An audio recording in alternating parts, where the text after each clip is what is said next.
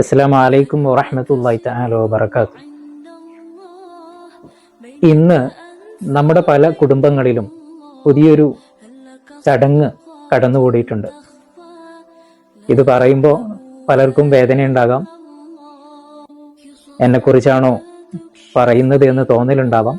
തികച്ചും സ്വാഭാവികം. അത്രമാത്രം അതിൽ കാണുക. ഒരു ചിന്ത മാത്രമാണ് പറയാൻ ഉദ്ദേശിക്കുന്നത്. പലതും ഇന്ന് സോഷ്യൽ മീഡിയയിൽ വീഡിയോ കവർ ചെയ്ത് റെക്കോർഡ് ചെയ്ത് അത് ഷെയർ ചെയ്ത് ഒരുപാട് ലൈക്ക് കമൻസ് ലഭിക്കുന്നതും കാത്തിരിക്കുന്ന ഒരു ചടങ്ങ്.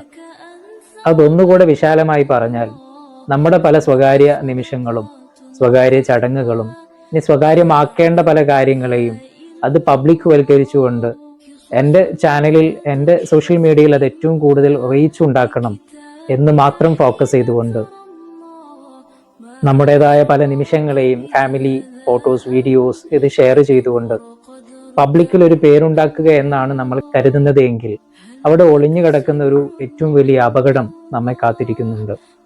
ഈ ഒരു ടെൻഡൻസി നമുക്ക് ഏറ്റവും വലിയ അപകടം സൃഷ്ടിക്കുന്നതാണ്. എന്തും അതിൽ ഓപ്പൺ ആയിട്ട് പറയാം, എന്തും ഷെയർ ചെയ്യാം.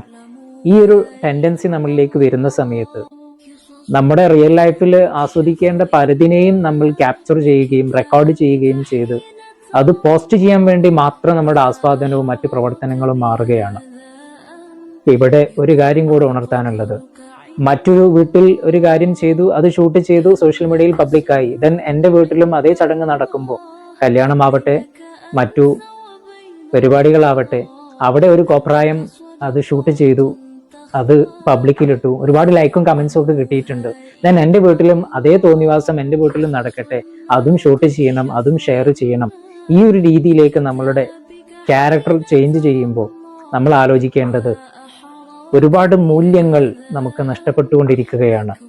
ആ നഷ്ടപ്പെടൽ ഞാൻ കാരണം, സമൂഹത്തിൽ അങ്ങനെ ഒരു എത്തിക്സ്, ഒരു മൂല്യം നഷ്ടപ്പെടാൻ ഞാൻ കാരണമാകുന്നുവെങ്കിൽ അത് നമ്മുടെ ഓരോരുത്തരുടെയും ലൈഫിൽ ഏറ്റവും വലിയ അപകടം ഉണ്ടാക്കുകയാണ് ചെയ്യുന്നത്.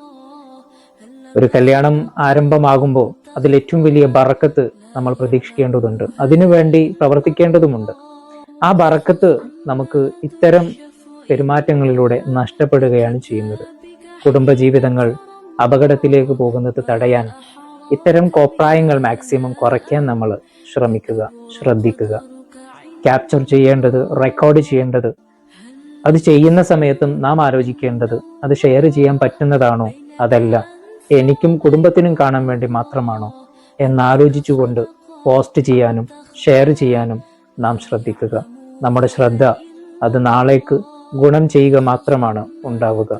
ശ്രദ്ധയില്ലായ്മ നമ്മുടെ കുടുംബത്തിലും സമൂഹത്തിലും എന്തിനേറെ നാളെ ആഖിറത്തിലും ഏറ്റവും വലിയ വേദന നമുക്ക് ലഭിക്കാൻ കാരണമാകും. അള്ളാഹു കാത്ത് രക്ഷിക്കട്ടെ. അസ്സലാമു അലൈക്കും വറഹ്മത്തുള്ളാഹി തആല വബറകാതുഹു.